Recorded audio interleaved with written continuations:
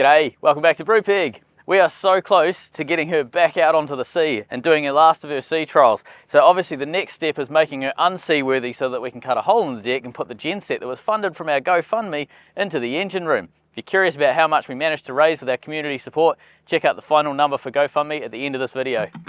Brupeg was a sunken fishing trawler that was stripped out and ready for the scrapyard. She's just completed a 10-year rebuild that's brought her back to life.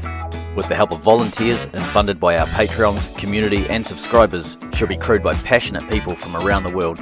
If you'd like to be involved and support the project, please consider joining us on Patreon or subscribe to the channel. There's a link in the description below. I've just measured up where we need to cut. This is for the new genset. So, Jenny. So the genset is not as long as this hole will be. The genset's about 100mm shorter than the hole, and it's about 100mm narrower than this hole. So it should be a pretty easy slot to get the genset down and through. And where it lands in the engine room is right there. And obviously we need to move that get home motor, which is going to go up over the corner there, before we do any cutting. And that thing is a big solid lump of copper. On the side of the boat, we have this aluminium door with a pantograph hinge that basically closes up like so with dogs to hoik it up tight. And when it's open, you can see there it tucks away nicely on the side of the boat. So you've got plenty of access in what is a very, very tight space on the boat. However, we've only got one. We're building one over here, but we haven't got to building the aluminium side of it. So for now we're just doing a temporary plywood door. We're just going to basically bolt the plywood door in, and it's just going to be a hinge door, etc. But it's going to be good enough to go to sea with. It'll be watertight enough to go to sea with, and people aren't going to fall out the side and wind and waves aren't going to come in. So Birk's building that. His injuries are starting to get better now, so he's able to do some light work and things like that around the boat. So we're starting with that timber door so that we can just cut that up. Jess has got the area at the back here relatively clear. We need to maybe put this hatch down and things like that, but it's basically clear enough to be able to work. Jess has also got a set of, you can sort of see them there. Oh, so she found this at the auction centre the other day, so she's cleaning those up. That's going to be in the office for all of our camera gear. Look who it is. It's Trev. That's his rap name. Hello? Are you coming in for a coffee? Trying not to hit your boat, John. I might wreck it. Perfect day to go out of here. It's a lovely day. You going for a sail? Oh, okay. Yeah.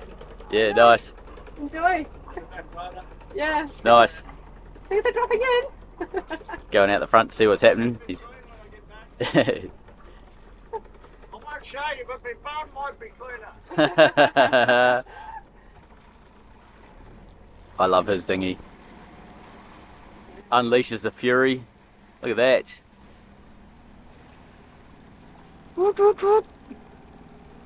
Wait for the turbo blow off valve.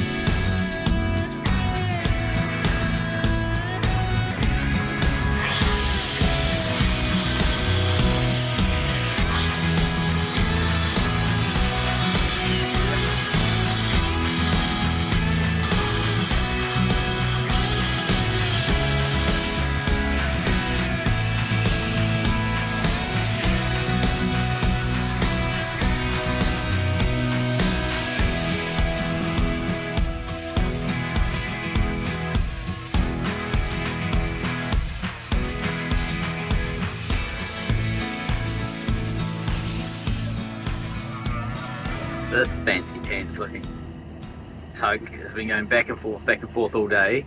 It's got two cables in the water. We think there's some sort of like scanner ROV something in the being towed along the ground.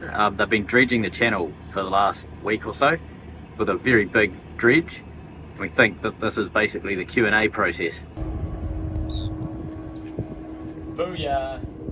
You might be wondering why there's a C17 military aircraft flying over Brupeg. Obviously we needed some parts fairly urgently, so we got them airdropped in. It was quite neat. You know, obviously we don't do this often, only when we really need parts. And it's Anzac Day. Which is quite an important day for Kiwis and Aussies.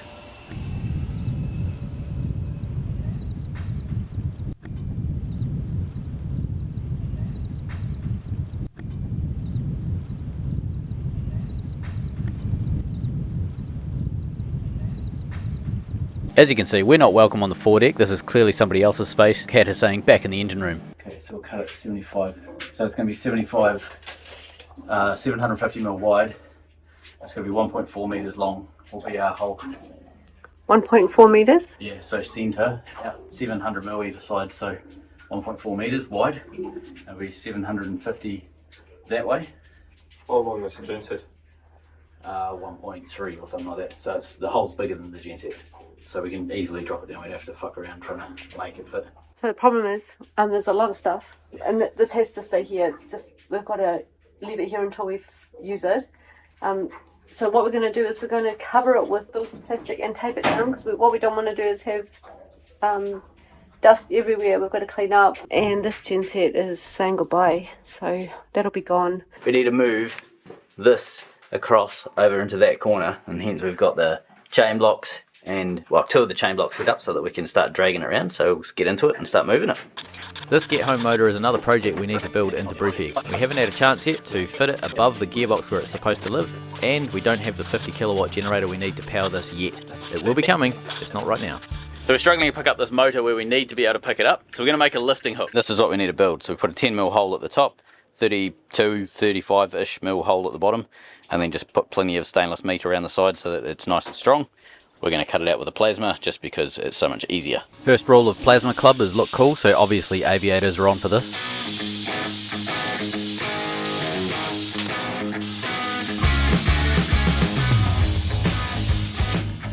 As you can see, we've made a thing. Now the point of making such a thing is up here. You can see we've got these yellow lifting hooks in the roof, and they hook on quite nicely when they're in the right spot. However, over here we need one and there is nothing.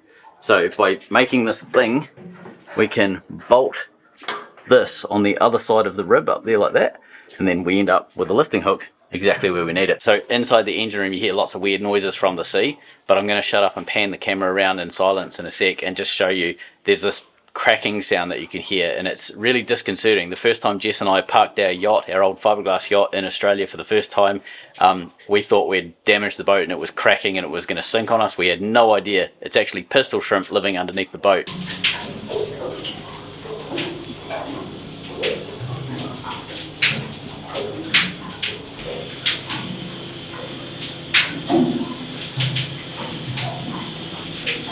With it bolted up, we've got ourselves a pretty decent lifting eye.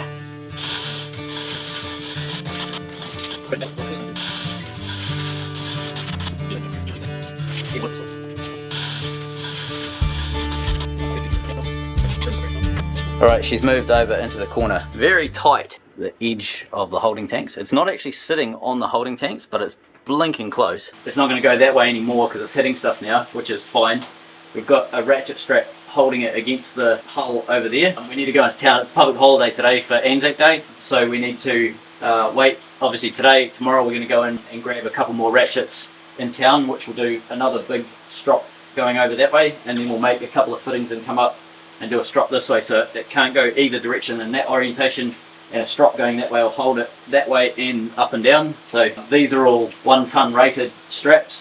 This is 300 kgs, so we'll have at least 3 of these guys, or the equivalent of 3 of these on once we're finished, so it should be like plenty strong. The boat's got a noticeable lean at the moment because we've got this over on the side, we've got the little Jenny sitting on this side, and we've got the big Jenny which is right above us up here, so there's probably what, 3/4 of a ton of weight basically sitting on this side of the boat, so the boat's on a bit of an angle. As soon as we can cut this hole and get the genset moved off the side of the boat and put it into the middle, the boat will straighten back up, but it's a bit awkward and uncomfortable on board at the minute. Cool thing about living at a commercial fishing wharf, this is a regular feature of our morning.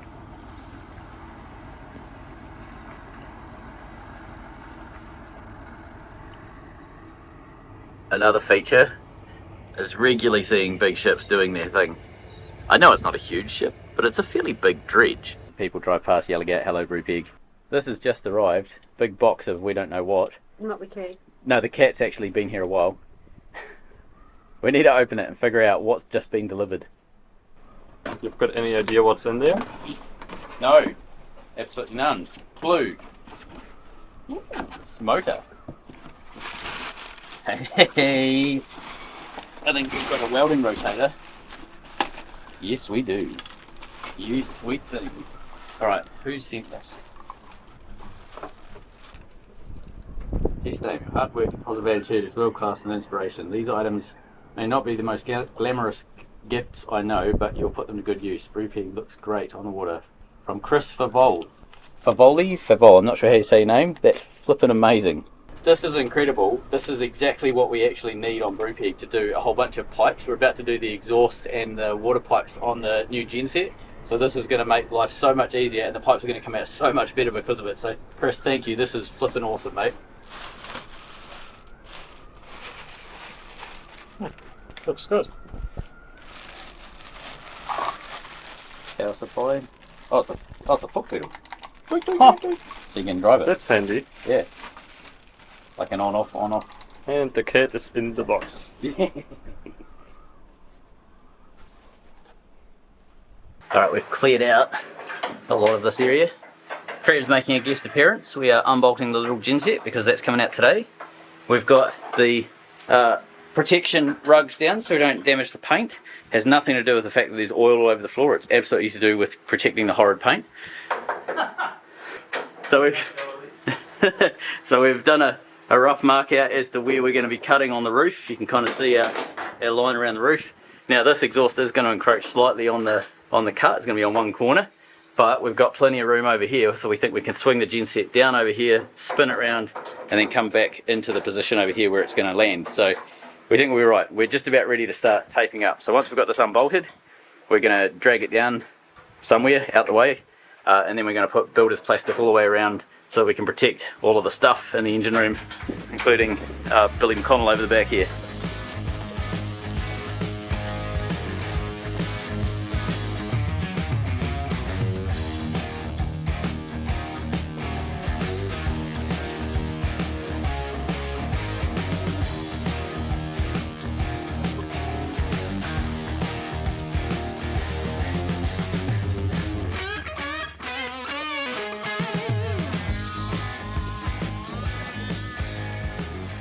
Alright, we're ready. The tent is ready. Time to chop a hole. So this is where we're going to be choppering. I've got this piece of off-cut plywood, just a straight edge basically. So I'm going to bolt it down using 2 donated starter motors. So one at each end, and I'm using these because they're heavy as all buggery. These are, I think they're like 7 or 8 kilowatts each, so they're just massive blocks of copper inside those. So we're going to rest one at this end of the timber and the other starter motor down at this corner here, and then that straight edge will be the guide that I use to plasma along that line nice and clean. Right, the 2 starter motors are holding this sort of true, and you can see the line there. If we use that timber as a straight edge, we can just basically drive along the line. We end up with a perfect cut using the plasma. Normally when we cut a panel out of Brupeg, we do radius corners. We use a 5-inch disc just because we've got a million of those around at any one stage. It just makes it easier that the radius is always the same on the boat. And then on the straights, when we link those corners up, we use normally we use a grinder because then we end up with a perfectly straight cut. Today we're not going to do that. We're going to use the plasma because the grinder is going to spit too much rubbish into the engine room. So the plasma, even though it spits liquid metal, if you put a bucket underneath with water, you can catch basically the sparks in the water. It extinguishes them pretty much straight away, and you don't get anywhere near as much dust and rubbish floating around your engine room. So even though it's a messier way to cut, it's a cleaner way to have stuff in the engine room, and that's where Trev is, in that tent that we made with the bucket of water. So plasma is capable of just bursting through the deck, but I don't want to do a messy burst through like that, so I'm going to drill a 3mm hole just where that circle is, down on the ground there by the plasma, and then we're going to carry on cutting from that hole using the plasma.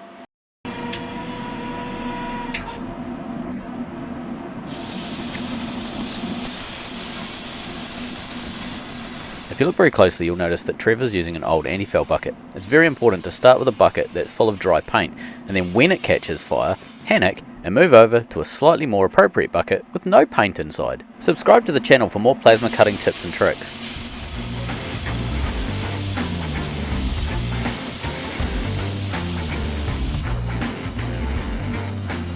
This is our UniMig plasma cutter that has the air compressor on board. This is 6mm steel that we're cutting through, and it cuts a really nice clean line. You can see here it doesn't take a lot of effort, and you get a really beautiful cut.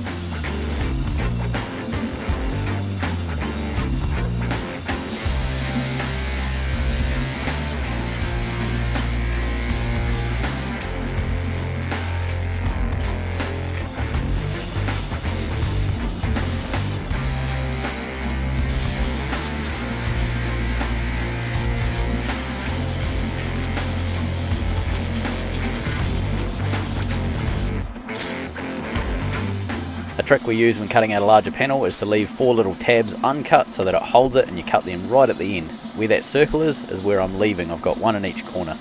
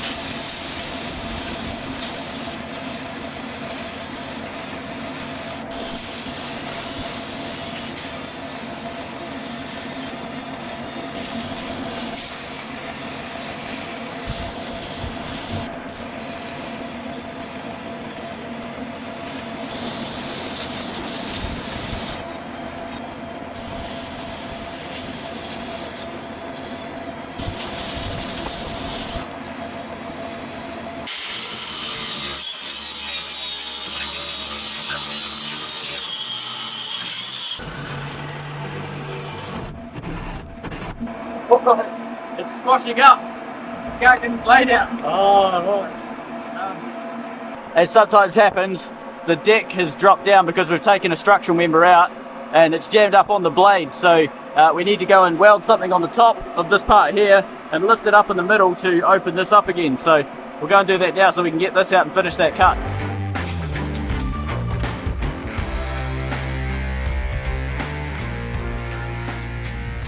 Trev's organising a chain onto the roof so we can put the chain block onto that without it coming down on us. It still might. It still might, there is always a chance.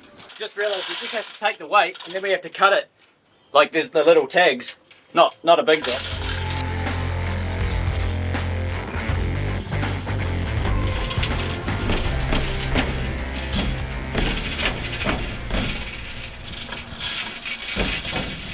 You want some music if you're going to dance. Okay.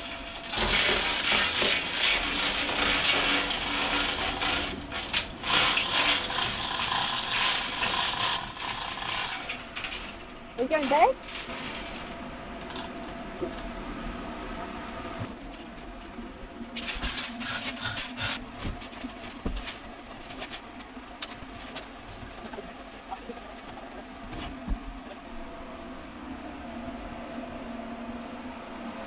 You guys should stop now. Yeah, we'll stop. It's a full day. I'm worn you out again. Yeah. Trev's worn out Damien I'm fine again. with that being the norm. It's really cool. We should get a little bridge going on. Yeah.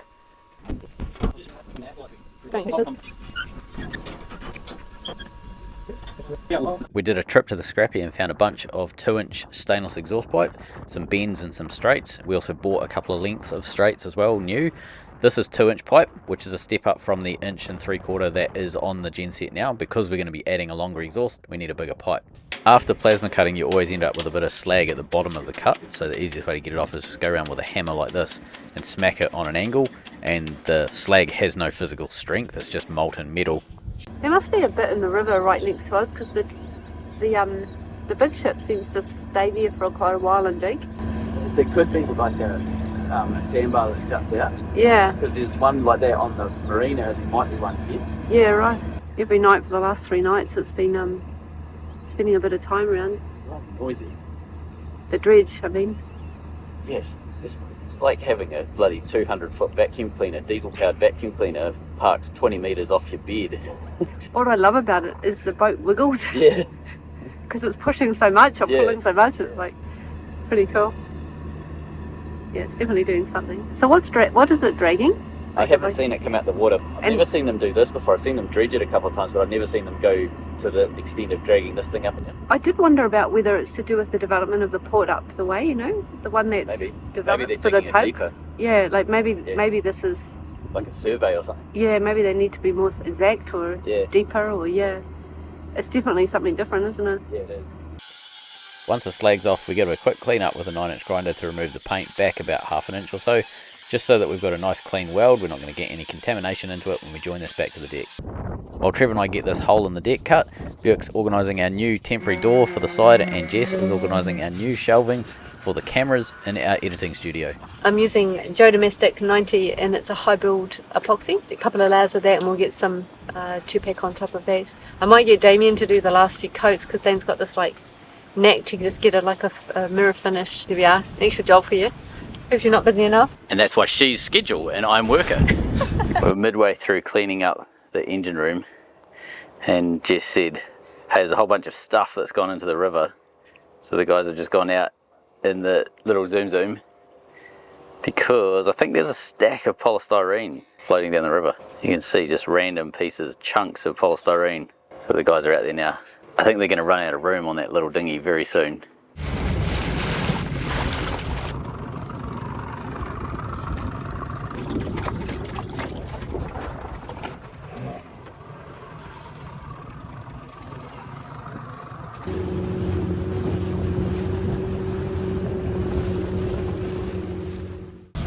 Clean up Australia Day complete, back into the work.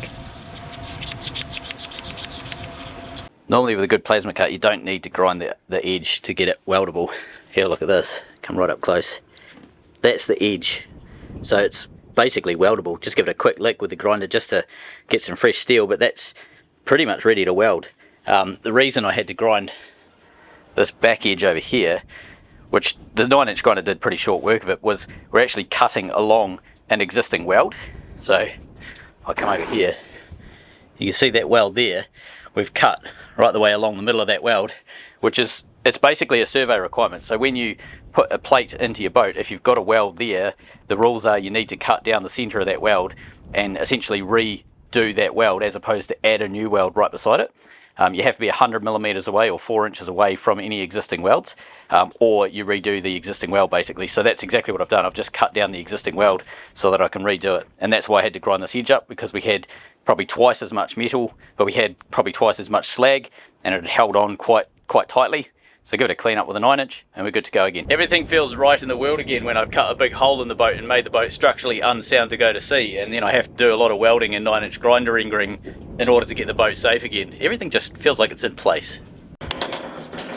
A bit more slag removal with some hammer based welding prep.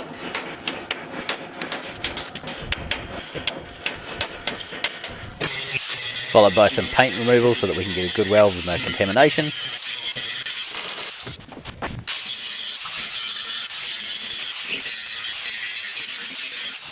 Rightio, the grinding is all done, I think. I've cleaned up right along that bottom edge, all the way along there. There's no slag or anything now that should present too much of an issue.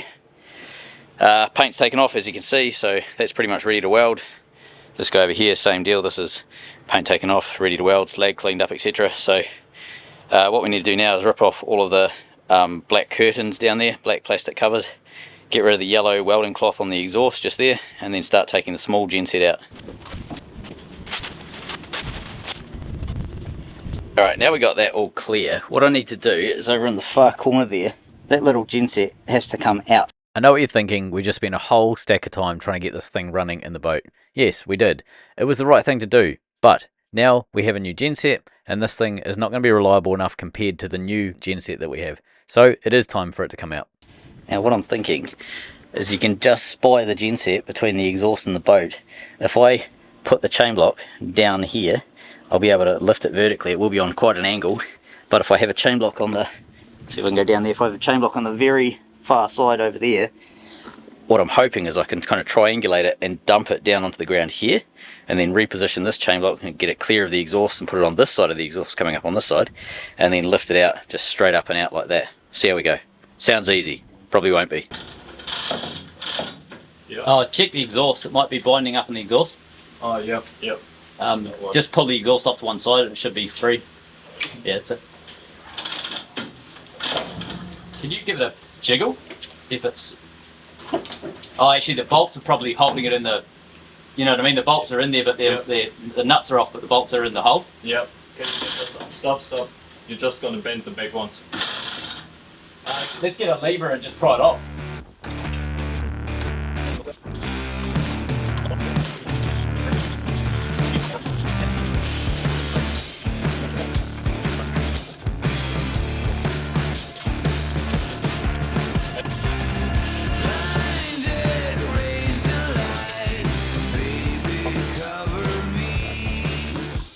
Jess is all up in here doing sanding and painting of these things. So this is the door frame, this gets bolted to the boat, and then that one down there is the actual door that gets screwed on, hinged and screwed on, etc. to this frame. So that's our temporary setup for now. Thinking of a bit of a sequence to get things done, and what I'm thinking is, now that we've got the small genset out, now that we've moved the green get home motor off to the side so it's out of the way, etc. So what we're thinking, this is the pre-clean-up clean. What we're thinking is we're going to drop the main genset in now, and that gives us an idea as to what we have to do with mounts. So we're going to start building the mounts, basically drop it in and then start building the mounts essentially. Once we've got the mounts built, then we're going to lift the genset back out and we're going to give everything a bloody good clean and paint.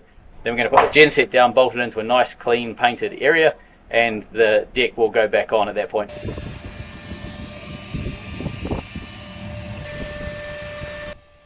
The long awaited genset lift. This is our wee genset. We've got a lifting point down in here. We've got one tucked underneath here somewhere.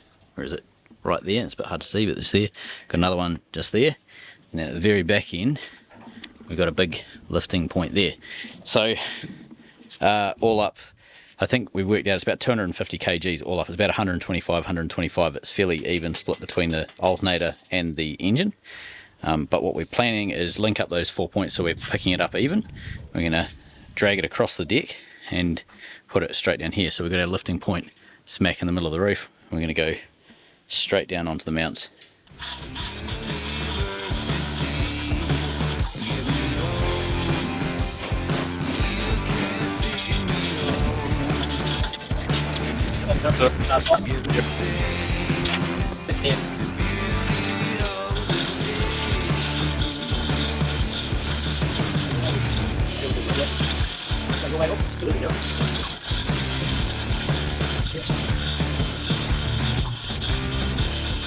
In case you're wondering where this actually is in Brupeg, here's a bit of a representation of where it drops down into.